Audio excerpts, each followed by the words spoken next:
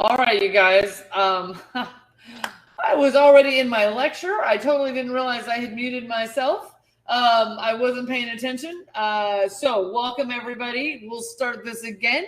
I do have you guys on mute and cameras off, so that because this is being recorded and this will be available for viewing by anyone at any time. And once we're done the lecture, then I'm going to open it up for questions about the lecture material, and then I'll open it up to any other questions.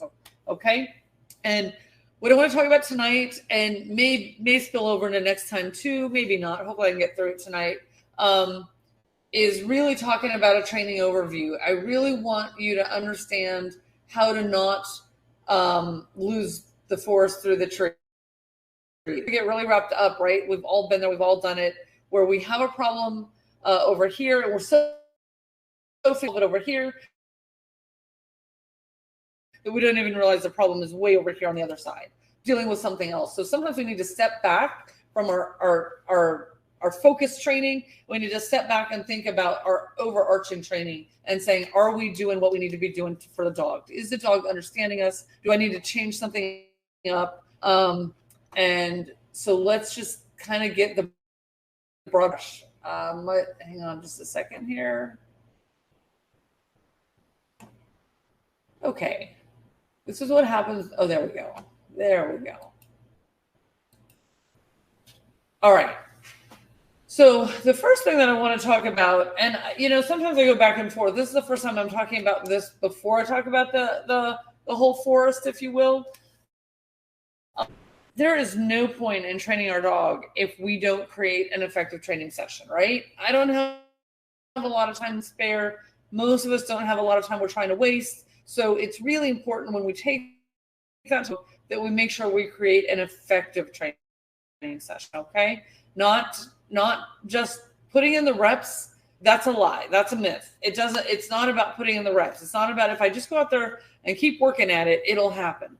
No, because perfect practice makes perfect performance, okay? But if we're not doing perfect practice, we're not going to get perfect performance. And I say that, I recognize that I'm not talking always to people who want to compete. While many of my clients do like to go compete, when I say performance, I mean, if you ask your dog to sit for the first time, they sit for the first time. That's performance to me, right? Getting your dog doing the things you want them to do. So first thing we need to do is make sure we create an effective training session. And what does that mean? It means that we have clearly defined goals. All right? Super clearly defined goals. Like not, hey, I want to do this and a little of this and a little of this and this and a little of this. Like that's not a thing. This is why I'm talking to you about this before I go show you the forest that we're going to break things down into. But if I were to make it a very quick breakdown, every time I step on the field with a dog, every time I pick a dog, either teaching a behavior, like I'm teaching the act of doing something. We'll talk about that more in the next slide. What does teaching a behavior mean? It means literally the act of doing it. It means I'm teaching the dog how to move their body into a sit. I'm teaching the dog how to move their body into a down. I'm teaching the dog how to stay on a bed. I'm teaching something new. But if I'm doing that, teaching a behavior, I cannot also be working on duration. That's why it's an or here, right? So I'm either teaching something brand new for the first time, or I'm adding a little duration to it, which means, for instance, if I'm going to teach a sit, then I'm going to ask the dog to hold that sit for 3 seconds, 5 seconds, a minute, 10 minutes, 20 minutes, whatever my goal is. But I'm doing that. First, I teach the act of moving the body into the position, or maybe if it's impulse control, I teach the dog, nope, you're responsible for holding yourself in that position. And I have to do that and make sure that's very clear before I start working. And I have to do duration long before I add distractions. And oh my goodness, we can't even think about doing distance if we haven't done those other things. And I can't tell you how many problems people would solve for themselves if they just looked at these things and said, I'm doing these 4 pieces to train my dog to something, and I'm doing it, and I'm not varying the orders. I can't tell you how many people try to work a stay And they teach their dog, maybe they got a good sit, right? Most people can get a decent sit. So you get a sit, and then you literally start leaving your dog, and then your dog breaks, and then your dog is coming to you, and suddenly we have problems. Like, that's because we didn't have a good enough stay back here when we're making duration before we just took off adding distance. And that's crazy to me. Like, we need to do these things in this order. So we first add duration to it while I'm right there where I can fix it if the dog makes a mistake. Then we're going to do it around distraction. And only after my dog is really, really good with a certain amount of time, whatever my time is that I want, in really high distractions, then I'm going to think about adding distance. It's really the last thing I do. And so often people are in such a rush to get the distance, they forget and they ignore that. Okay. So that's the number one thing. You've got to have a clearly defined goal. Am I teaching the dog something new? Am I adding duration? Am I adding distraction? Or am I adding distance? And sometimes the other thing that I'll say that's not written here, but that I always like to talk about, is making sure that you're only for one or two very clear things. Now, there's a lot more to it, right? Like, we know when we're going through the one-on-one material, I talk about how to break behaviors down. All of those things absolutely apply, and I'm going to show you that in just a second. But it is really important that we need to teach the behavior, then we get duration to it, then we add the distractions, and only after that's really dialed do we think about adding distance, okay? And if it's a complex behavior, which I'm not going to go over tonight, if you don't understand it, you'll get through it when you go through the one-on-one material. You want to do each of these things for each of the little pieces that are involved in a complex behavior, okay? Now, second, you want to make sure that you alternate between challenging sessions. And challenging sessions can be a little bit frustrating for both the dog and the handler, but that is where learning happens, okay? If we never challenge ourselves, if we never push the envelope a little bit, because if you know me, you know I like to be careful. I don't like dogs failing. I like to set them up for success, and I like to set them up for success. If I never challenge, if I never push that envelope, then the problem is I'm never going to get good learning. It's just not going to happen.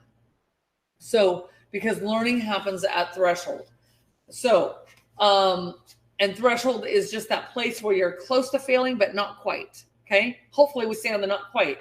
If I have a reactive dog, I never want to see the dog fail. Training is super boring for me because for anybody watching me, they think it's going to be like magic or something. It's not magic. It's really boring and tedious because I'm constantly watching the dog and I'm pushing the dog right up to the edge where they're just about to fail, but then I'm giving them food for not failing, and then I'm getting them out of the situation. And then I keep pushing that and pushing that and pushing that, okay? That's what pushing threshold means. It might be with a reactivity issue, but it also could be threshold in the duration or threshold in the distraction. So I might, let's say I have a dog who really is struggling with staying put, and I'm adding my duration to it, and the dog has learned to do 5 seconds, and then they break. That means at 4 seconds, I'm kind of hitting that threshold. And as I go into 5, I've got to push it. But if I don't ever push 5 to 6, I'm never going to get there. So there's ways that we do that. That's kind of the magic in training when we're balancing the positives and the pressure work to get there. But that's really, really, it's really important to understand. Am I working at threshold because I'm trying to get a little more duration, or I'm trying to get a little more distraction? Or am I doing a confidence building easy session? And both are important, because if we work at max capacity all the time, we're done, right? We're burned out, we're tired, we're exhausted, we're just like, ah. And then you do start having reactivity issues because we're just like, again, we're doing this.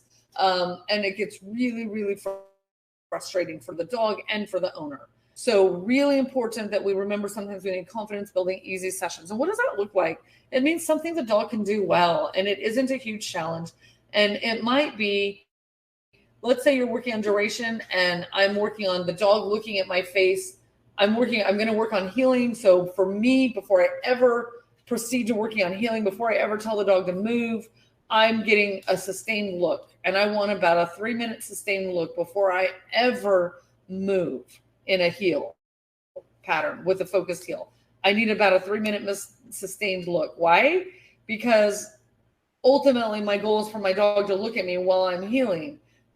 And so if I barely get 10 seconds and then I try to start adding a new thing like moving while I'm healing, that's too much. So by getting a 3-minute sustained look before I ever take my first steps in movement, then when I go to take a step in movement, my dog is so dialed for that look, that focus on me, that he doesn't even think about looking away from me. He's just like, oh, okay. Maybe that's a bad example because in healing, that first step of movement can be a little bit tough. But the point is that the duration of the look is nothing, because I've taught so high level that when I ask for something small, it's super easy. And then they get big rewards and they're like, oh my gosh, this is super fun. So it's really, really important to remember that we need those confidence building easy sessions. Another example of what I do in a confidence building easy session is that I often adding duration and distraction to things. Those I'm often working at or close to threshold.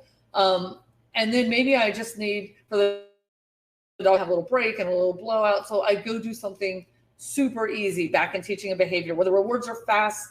And I'm like, dude, we've been working really hard. And so like, we're going to do some easy stuff. You're going to get lots of rewards today because I just need you to be like, yeah, training is a blast. Okay.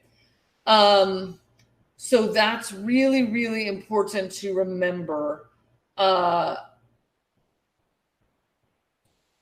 really important to remember when we're doing that. That we want to make sure that we understand the difference between, am I looking for a challenging threshold session or a confidence easy building session? Because both are important. And then you have to remember that you need to reteach a behavior with a high payout in new locations for a really long time. This is the big mistake that everybody makes, myself included. I can tell you the dog that I made this mistake with. She was a super fun little pocket rocket German Shepherd I had, who was an amazing search and rescue dog, like literally amazing. But I'll tell you, we failed obedience tests, the formal obedience test. I think we had the record for the most failed. And that's because my dog was like, I had the attitude like, she knows it. I taught her. She knows. And that's true that she knew it really well at home and really well at the park that we practiced in all the time. But every time we'd go somewhere else, she was so high prey and so distracted. And I just expected it. And then I would get frustrated, right? I see this with my students all the time, and I can totally relate because I've been there. But what you learn is that dogs are contextual, and we have to be patient, and we have to know that every time we go somewhere new, we have to reteach it. And if we go with that mindset that we go to reteach it, then we save ourselves a lot of frustration. And that's really back in our early stuff in the steps that sometimes seems technical and boring. And why do I need to know this? Well, this is why. This is why you need to know it, because you need to understand that you need to reteach that behavior every single time. So if you are on step 3 or 4 at home with something, and then you go to a brand new park and you try to do step 3 there, and your dog fails because it just was over their head to do it. I mean, you think like, oh, they know it. They look distracted to you. But what ends up happening is then you get frustrated. So then they start having avoidance behaviors every time they go somewhere new, because they know you get frustrated. And even if you go back to essentially step 1, you've created a behavior chain of going to a new place, making frustration and stress before you back up. And so then you have a dog who goes into a little bit of avoidance every time they're in a new place. Okay. So what do you do to fix that? Just know this is how dogs learn. Sure that you literally go to a new place and you act like they know nothing, and you start from the very beginning. And because you start from the very beginning, the payout is very high because we're back up here and teaching a behavior. The payout is very high. The dog is like, oh, I could do this. I can do this, and I'm getting paid a lot. Okay. And then they get happy. And then very quickly you can move to step 2, and very quickly you can move to step 3, and it moves very quickly. And you don't have the frustration. You and your dog are having a good time because you're having success. So you're setting both yourself and your dog up for success. Okay. Super important. And then the next 2 things in creating effective training sessions, I'm going to do these in reverse. Short Guys, make your training sessions short. Everybody makes too long of training sessions. Don't make them long, make them short. In an ideal world, I don't live in my own ideal world, but I know what it is. In my ideal world, I just got my dog running around the house with me or something, and I'm doing like a 1-minute session 30 times a day, maybe 20 times a day, whatever. But I'm doing them so short that my dog is always like, oh, I want to do more. Oh, I want to do more. Because then when I take them out and they're distracted with all the other dogs and all the things, my dog is so conditioned to be like, hey, what do you got? You got food for me? I want to do more. That engagement is so high, right? Now, I have a multi-dog household, so I can't do that all the time. So I always try to give my dogs a time in their life where they are kind of that one dog in the house with me when I'm there. Maybe I'm working in my office, maybe I'm working in my training room, and over a period of an hour or two that I have my dog with me, I get up and I do 20 different sessions, all of about a minute or less. And I try to work that in that way so that my dog just learns, always be looking. They never know when I might be coming, and it's always going to be short and fun. Over time, you can sneak in the length of the sessions, right? But my dog does it with the attitude of, oh my God, I want to do this so badly that he doesn't realize that we crept duration into it, and he's still very happy to work. And then the other thing, and the last thing before we get that better overview of a training system, is do too quickly. Everybody, who was it I was talking? I don't want to embarrass anybody by any stretch. And I think it was one of the guys in my prison. I don't know. Anyway, we were talking. This is really common. It's really common with new trainers. I'm like, okay, step back, do this. And they're like, okay. And they'll get it right like 2 times. And they're like, okay, now I move on to the next step. And I'm like, no, do it that way 500 times and then move to the next step. Why be in the rush? If you think about it, when you think about building a house, which is really what we're doing, right? We have to lay a foundation. We have to build big framing. We're going to talk in a minute when we go to the training section. But when you think about all of those things, if you rush that foundation, it doesn't matter how much work you put into the upper level stuff of that house. It's all coming down. It ain't going to survive. You have to have a foundation. You just have to have that great foundation.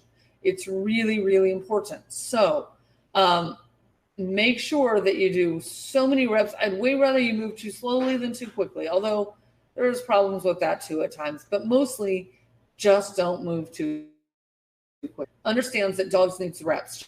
Just because they do it right once or twice, that's just getting it.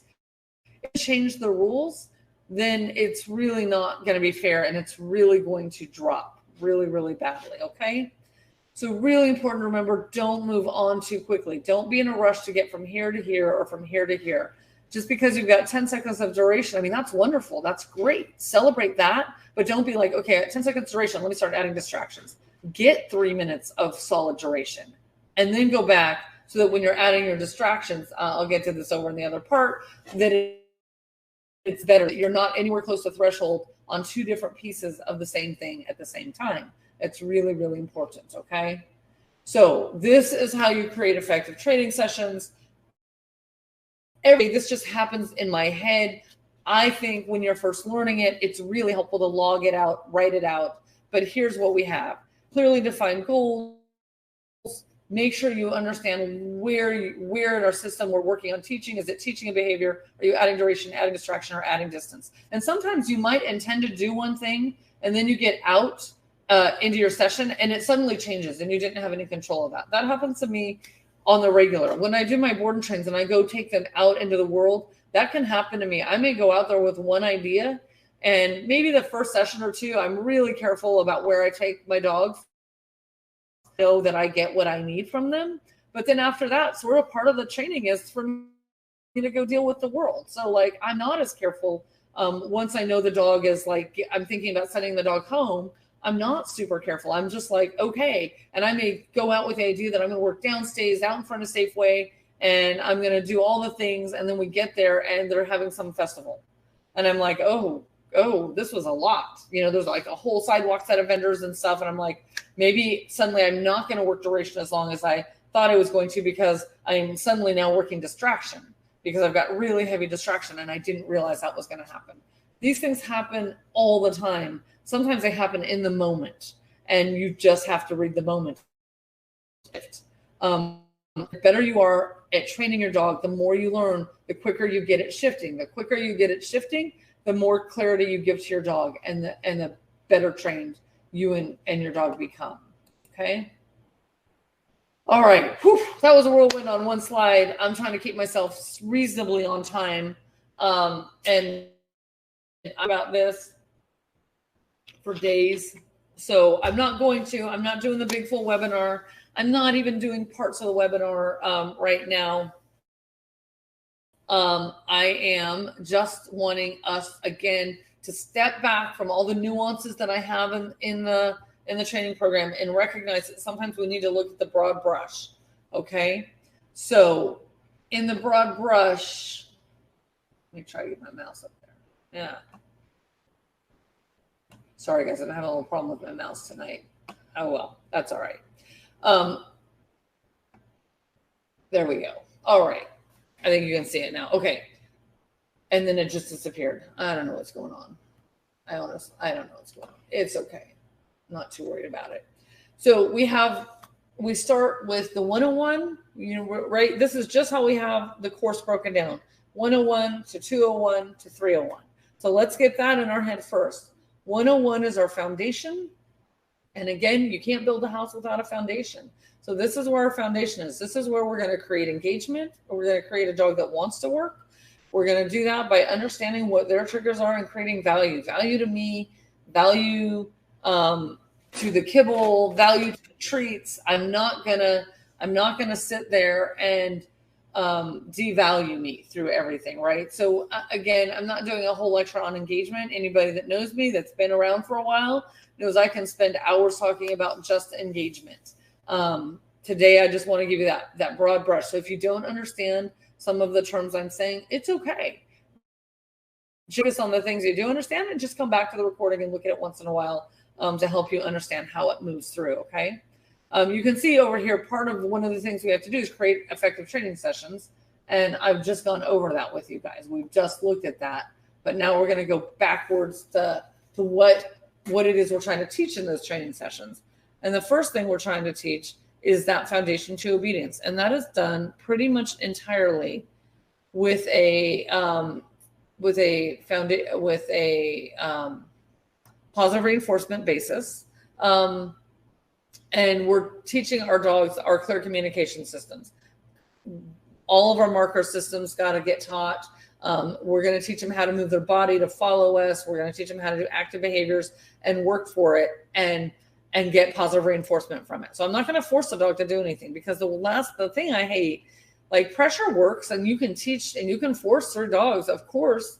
But the problem is if the dog's in freeze moment, like if they're having an adrenaline surge on a reactivity issue and they're in that moment of freeze, the pressure doesn't necessarily carry them through unless you pressure them enough. And that's just ugly. And honestly, not what we want to do with our dogs. We want to teach our dogs to trust us, to listen to us, that always come to them through listening to us. And so we have to create that engagement. We have to create those communication systems.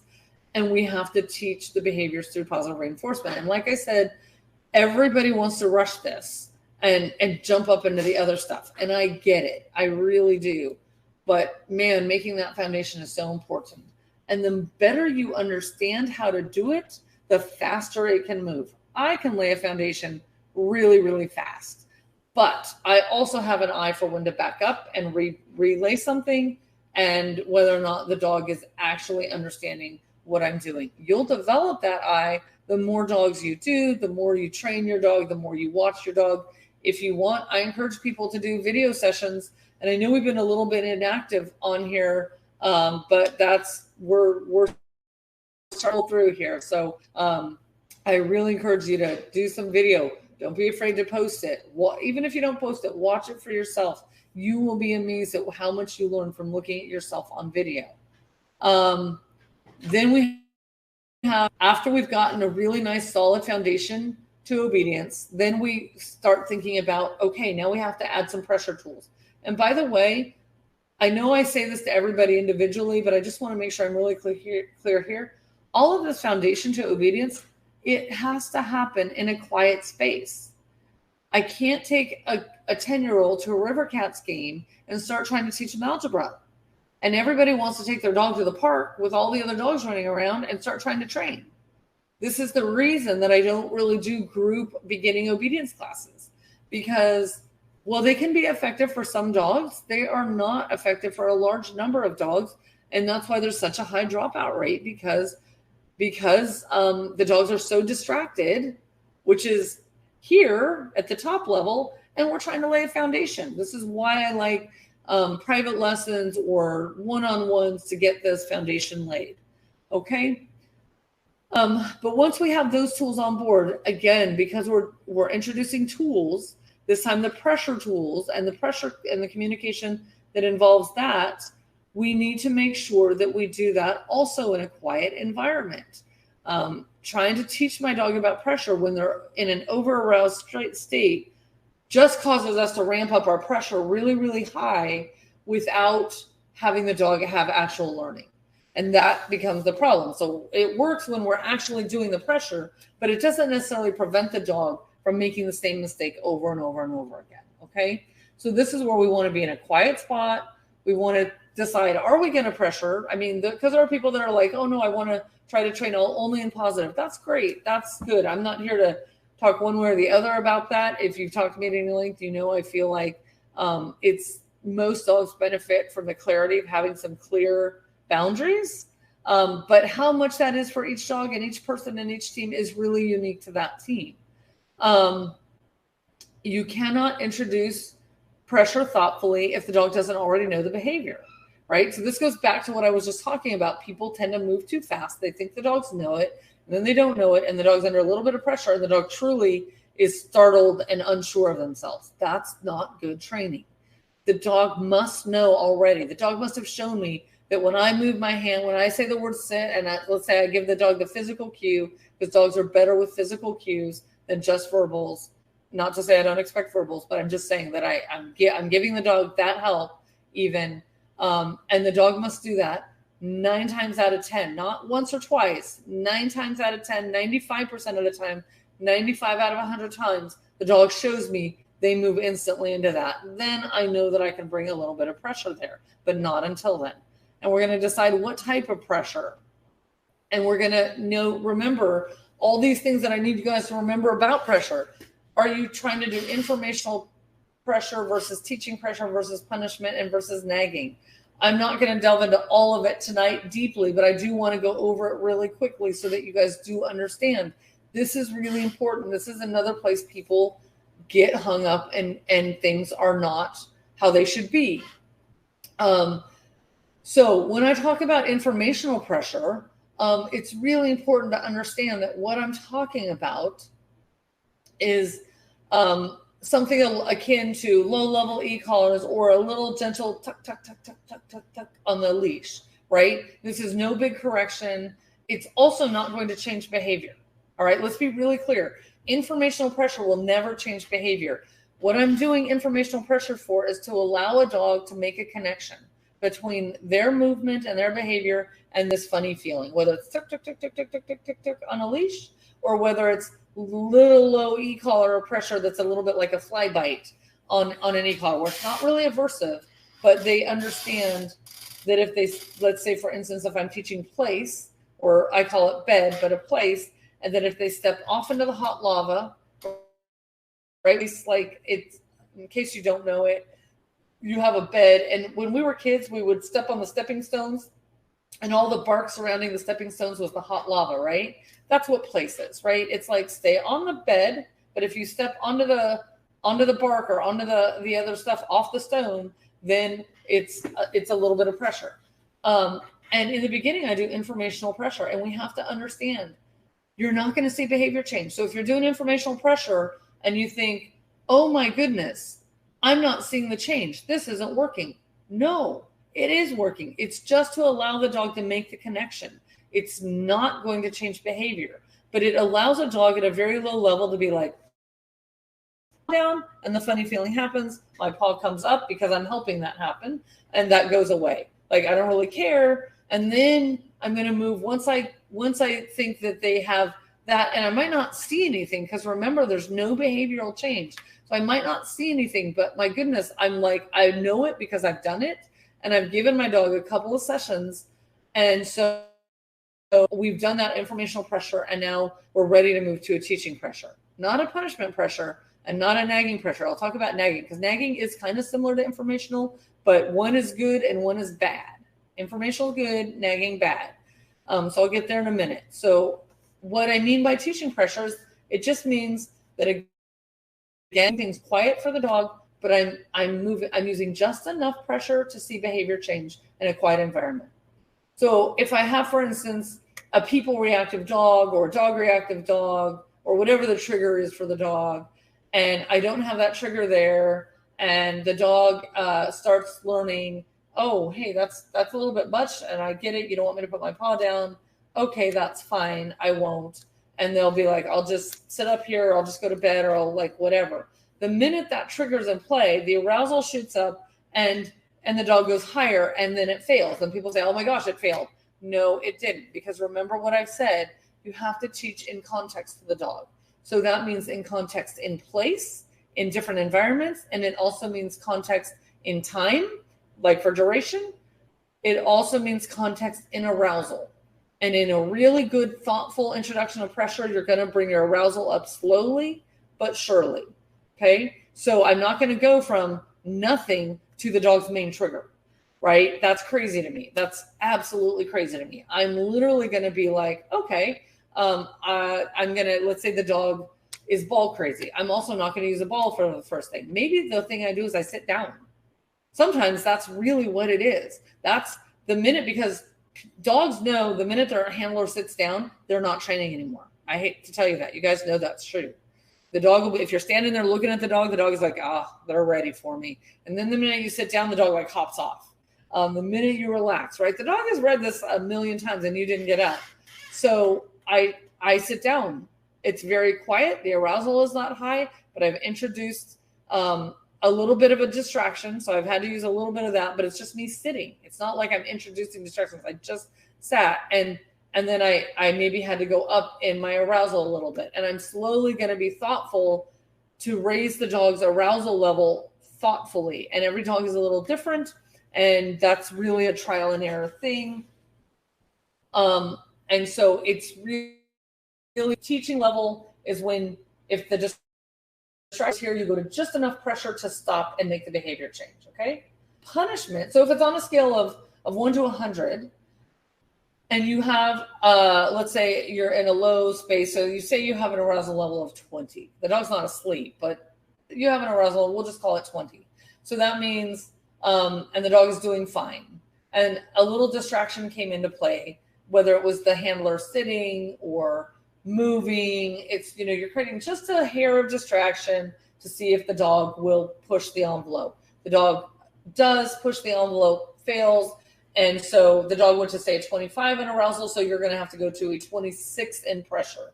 Okay? It's just getting just above where you're showing the dog, nope, don't do it. And how do you know? If you get the behavior change. All right? If you get the behavior change, then you know you've amount of pressure. Again, if you have the trigger walk in the door, the dog is still going to lose it. You haven't gotten there. You're not ready yet. And I'm not even going to address how you get ready. I just want you to understand that that's what I mean by teaching pressure. And then you have punishment. Punishment, by its scientific terms, is designed to eliminate behavior, okay? It's pretty severe. I'm not a huge fan, except for safety issues. And in that case, I am a huge fan. I absolutely will use some punishment coupled with a huge amount of praise. We'll talk about that in a second, on recalls in my board and trains. One thing I think is a huge safety issue is when I call my dog, they need to come to me instant, 100% every time. So I do a lot of setting them up. I do a lot of training to make sure they know they've gotten tons of treats. And then I introduce a little, and then I take it through levels of arousal. But there is a point where I will say, all right, for my own dog, for a client's dog, whomever, I know that I need to get that place of punishment. So I get them distracted enough that they blow me off. I can bring some punishment, which is if the arousal level, let's say, is 25, I maybe go to 50, right? I make a big difference between their arousal level and the pressure, and they go, oh, wait a minute. And then I help them, like I always do in my teaching. I help them get right. And then they're like, copy that. You ain't joking. And I'm like, no, I'm not joking. And so when I have that, now I'm ready to go tackle all of this. But until I do that, I'm not ready. Because again, if I haven't taught my dog that there's a consequence greater than what they want to deal with in a quiet setting, what I have is a dog who gets very tough in their aroused setting, right? And I know because I have those dogs, right? I have those dogs. I have those dogs. But let's also, and then some people are like, oh my gosh, that's really harsh. Yeah, there's truth in that. There's also truth in a dog getting hit by a car is really harsh, right? So I have no problem on a safety issue, bringing some punishment. I do not use punishment in a lot of my training. I do not use it in most of my training. I use it for recalls and I use it for downstays. Like there's no, for me, when I say stay, you have to stay. And when I say recall, you have to recall. And that's really critical. Everywhere else, I want to work a little bit more closer to the teaching and maybe go teaching plus, but I don't go to punishment levels. And I really, what punishment looks like is really dependent on the dog. A sensitive dog, it just needs you go higher than just enough to make the behavior change. You go up a little bit more than that. Again, scientifically, it means the dog would never do it again. I don't always go there, but I push pretty hard on those recalls because it's life-saving for a dog. And here you have to understand nagging. This used to be me pretty much most of my clients because we're never really taught much about pressure. And so we don't know how to use it effectively. And so we do this nagging. And what we do is we keep using a little correction. Sometimes we do it, sometimes we don't. We're like, oh, they were good that time. And so we do it a little bit. And I will tell you how I look at this. And it's to me, so damaging to dogs to have this nagging correction, way more than punishment. And I'll give you an example. When I shouldn't say when I did Schutzhund, I still do Schutzhund. I do Schutzhund all the time. But I have a dog, she's almost 11 now. And when she was about 2 years old, she was a dynamo in the sport. I like my little females hot, and she was hot and spicy and everything I could hope for. Absolutely everything I could hope for. And I had a friend who had a dog related to her. And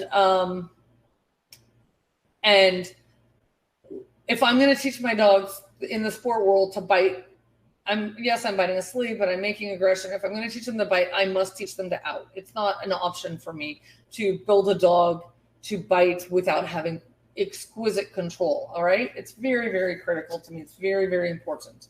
And I think it's the only way to have safe dogs.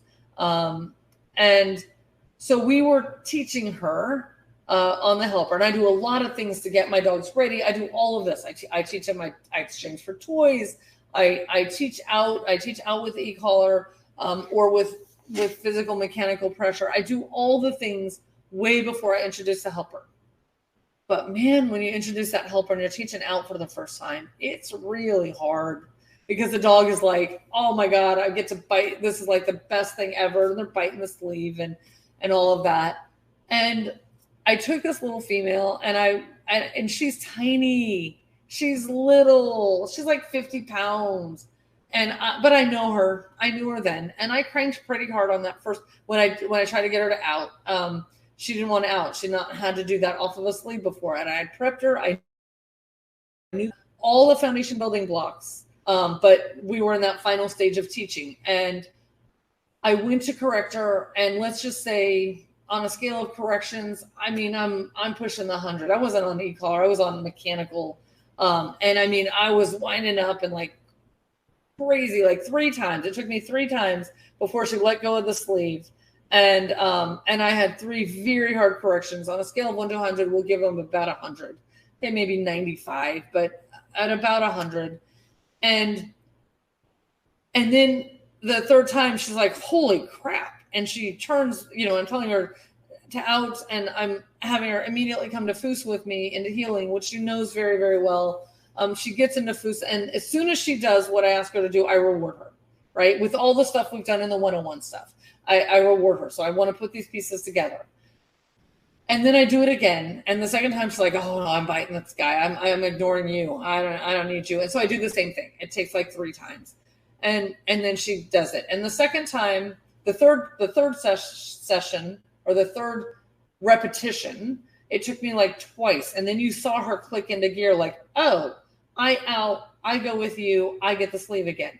Yes, that's how it works. So it was like 2 corrections. So let's say I gave her 8 corrections, and let's just say they were all at 100. That's like 800 points. We'll just call them points. 800 points of correction. Sounds like a lot for one session, and it was a lot for one session, but my dog understood. And so then I did not have to correct again. I say out and heal, and my dog heals with me, and she gets rewarded with her favorite thing in the world, which is to go bite the bad guy. And so then we get in that good positive cycle. Compare that with somebody who is afraid, and I get it, but afraid to do a harder correction. And I will tell you, there were some people watching that night that were like, oh, those are pretty hard, but I had a very tough dog, mentally tough dog. Yes, they were very hard, but also it took me 3 repetitions, 8 corrections, and I didn't have to correct again like that. She understood, that's what good punishment training is. And we went through informational stages with toys. We went through teaching with toys, and now we were going to the highest arousal level, and we'd set it up that she learned really quite quickly. Contrast that with my friend who could never, to tell her here, I could never correct my dog like that. All right. Now, she did not. And she corrected, let's say, around a 30, 40, right? She's much nicer, much nicer. The problem is we didn't get behavior change. And the problem is she had to keep correcting over and over and over and over, week after week, week after week. And so when you figure that in every session she probably did 30 corrections, which is a 900. If we're doing, let's just say it was 20 corrections. Let's be conservative. She did 20 corrections per session at a number of 30. On a good day, maybe she hits 50, but really 30. We'll give her the benefit of the doubt. So 20 corrections, that's like a 600. But it was week after week after week after week. After 10 weeks, 20 weeks, we're at 600, 1200. Remember my little 800? And I'm sorry, if we had 20 times 30, that's 600 a session. In 10 weeks, we were at 6,000. In 20 weeks, we're at 12,000 in numbers. Remember my number of 800 to her 12,000? It's nothing. My dog understood, so she no longer got corrected. Whereas what she ended up doing was creating a dog who became very nervous about going on the field and literally ran off the field at one point. Those dogs were related, both out of my breedings, both strong dogs. The genetics were the same. This is why I hate nagging corrections. It feels better to us. Oh, I corrected, even though it wasn't hard enough to affect behavior change. But we traumatize the dog. We literally, over time, not in one session. You'll never see it in one session. You will see it in one session if you overcorrect. And my corrections were not overcorrections. They were appropriate to create the behavior change I was looking for. And then we were back in our positive arena, which is how it should work. So when we're working here, so first we have to have the tools. So understand that difference. And now we get to move here. And this is where we put all of these 2 things together. We deal with the duration. We deal with the distractions. And we deal with the distance. So the distractions in the scenario I was just talking about was about having that helper. Now, I didn't just go out and start and teach her off of a helper. I literally did what I'm telling you to do. Like I literally built everything. I built it off of just me and her. I built it off random toys. I built it off somebody trying to distract her with a toy, somebody trying to distract her with a whip, trying to create the things. Well, I built up things, but then I went to my final piece. So punishment doesn't happen down here really in an order, right? Like I have to lay this out linearly for you guys to understand it, but you also have to understand you go up and down this quite a bit. So we take certain behaviors up here and then the others are coming and maybe we back up to here to do something. And remember, because I said some sessions need to be a challenge and some sessions need to be easy. So we're going back and forth, back and forth. So in that situation, how do I make that easy for my dog? I let her walk way away from the helper before I ask her to out the sleeve. I get that distance. She's not feeling as competitive with the helper over the sleeve. That's how I made it easier for her.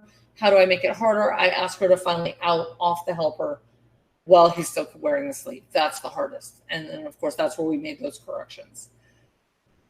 All right. So I digressed a little bit there because it's really important for me to people to understand this. And then what I want is for you guys to all understand that once we have these foundation things, that what we're doing in our 101 and what we do in our 201 when we first introduce the tools, then we need to bring those into 301. In 301, this is where we start adding what we call fluency. And fluency is nothing more than the ability to do a behavior anytime, anywhere, regardless of any distraction. I don't care what triggers are out there for all of our dogs. I don't care if it's bites, people, dogs, whatever, food, whatever, that our dogs respond to us the way they do in the room. And we can get them to do it for however long we need to do it under regardless of distractions. And not everybody puts distance on their dogs, and that's fine. That's a kind of personal choice. Some people want to be out hiking with their dogs and they want good distance recalls, but they could care less about distance sits and downs. Some people want that. Some people are competing and need that. Everybody's goals here will change. The goals are fine, but the foundation for all the dogs are the same. I don't care if it's a sport dog. Yes, there's little nuances in there about how much we look for engagement, but realistically, the foundation is the same for all the dogs in terms of their learning processes. Then we're going to introduce pressure, and then we're going to start working on adding duration, adding distractions, and adding distance. And this is what we spend most of our dog's life on. If we do this really well, this becomes very, very easy for us, but it is not always very easy for us because we leave holes here, okay? Oh, and I'm literally using my mouse where I can see it.